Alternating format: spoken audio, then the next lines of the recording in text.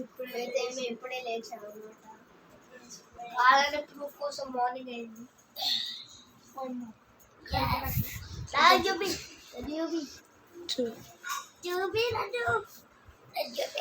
దొరికిందా ప్రూఫ్?